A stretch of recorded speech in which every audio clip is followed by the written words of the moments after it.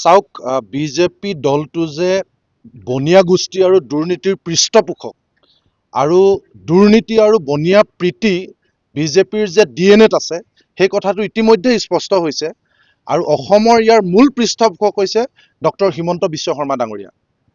গতিকে অশোক সিংঘাল আৰু দুৰ্নীতিৰ সদাগৰ বিশ্বজিৎ দৈমাৰীক বাদ দি তেওঁলোকৰ বিধানসভা মন্ত্ৰীসভা এতিয়া কেনেকে হ'ব?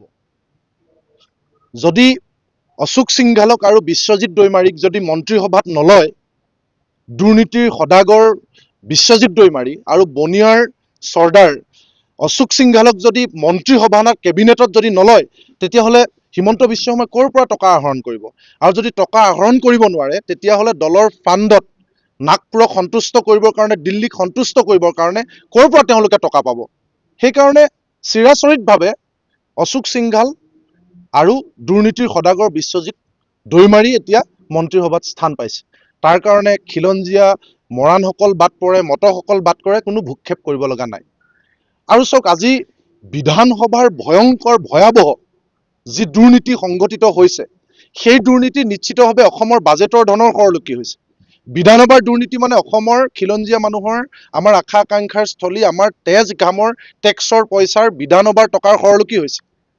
যিখন অসমৰ দৰে অতি দুৰ্বল ৰাজ্য, অৰ্থনৈতিকভাৱে পিছপৰা ৰাজ্য, য'ত 20 পইচা FPP নিদিলে অসমৰ দুখীয়া 80 লাখ BPL লোকে কাৰেণ্ট নাপায়, বিদ্যুৎ নাপায়, সেই ৰাজ্যখনত এই ধৰণৰ ভয়াৱহ দুৰ্নীতি সংঘটিত হৈছে।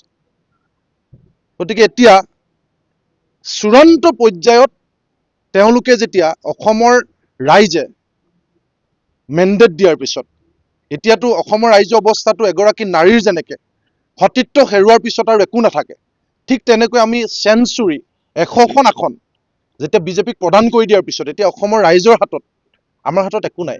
যি মন যায় বিজেপিয়ে তাকে কৰিব। আমি কেৱল নাচ দিলে চাব লাগিব, ভোজ দিলে খাব লাগিব, তাৰ বাদে এতিয়া আমাৰ হাতত একো নাই। গতিকে ৰাজপথত গৈ প্ৰতিবাদ কৰাৰ বাবে আমি যিহেতু তেওঁলোকক চেঞ্চুৰী কোবাবলৈ দিছোঁ, আমি অনুমতি দিছোঁ, আমি তেওঁলোকক সেইধৰণে সমৰ্থন আগবঢ়াইছোঁ। গতিকে আমি এতিয়া দেশহ শুনহ আৰু। গতিকে ৰাজপথৰ আন্দোলনৰ বিনে এতিয়া কোনো গতি নাই। কাৰণ আমি দেখিলোঁ যে যি মৰাণ মটক জনগোষ্ঠীয়ে নিৰ্বাচনৰ পূৰ্বে ব্যাপক গণ আন্দোলন গঢ়ি তুলিছিল, ৰাজপথত লক্ষাধিক লোক ওলাই আহিছিল উজনি অসমত, আপোনালোকে দেখিছে। সেই সময়ত হিমন্ত বিশ্ব শৰ্মা ডাঙৰীয়াই তেওঁলোকৰ মৰাণ বা মটক ভূমিপুত্ৰ জনগোষ্ঠীৰ লোকক মন্ত্ৰিত্ব দিয়াৰ টোপ দিছিল, জনজাতিকৰণৰ ললিপপ দিছিল, মৰাণ মটক জনগোষ্ঠীক লোক স্পেচিয়েল কেটেগৰীৰে ভূমি অধিকাৰ দিয়া হ'ব বুলি ললিপপ দিছিল। এয়া যে প্ৰতিশ্ৰুতিৰ নামত ললিপপ আছিল, সেই কথাটো এতিয়া ইতিমধ্যে স্পষ্ট হ'ল, যেতিয়া সেইখন মন্ত্ৰীসভাত তথাকথিত খিলঞ্জীয়া ত্ৰাণকৰ্তা হিমন্ত বিশ্ব শৰ্মা ডাঙৰীয়া মন্ত্ৰীসভাত বনিয়াই যেতিয়া মন্ত্ৰিত্ব পায়, দুৰ্নীতিৰ সদাগৰে যেতিয়া মন্ত্ৰিত্ব পায়, আৰু ভূমিপুত্ৰ মৰাণ মটকৰ প্ৰতিনিধি যেতিয়া তাত বঞ্চিত হয়, গতিকে নিশ্চিতভাৱে ক্ষোভ হ'ব।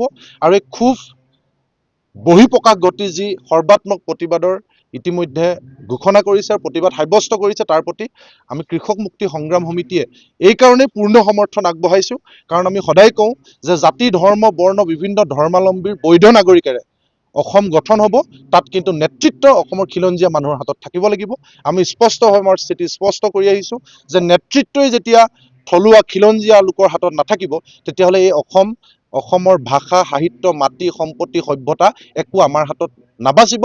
গতিকে সেইকাৰণে আমি স্পষ্টভাৱে কৈছোঁ যে মৰাণ আৰু মটকসকলৰ যি ন্যায্য প্ৰাপ্তিৰ এই আন্দোলন, তেওঁলোকক কৰা প্ৰতাৰণা, প্ৰবঞ্চনাৰ যি ধাৰাবাহিক আন্দোলন ঘোষণা কৰিছে, তাৰ প্ৰতি আমি কৃষক মুক্তি সংগ্ৰাম সমিতিয়ে পূৰ্ণ আমি সমৰ্থন আগবঢ়াইছোঁ।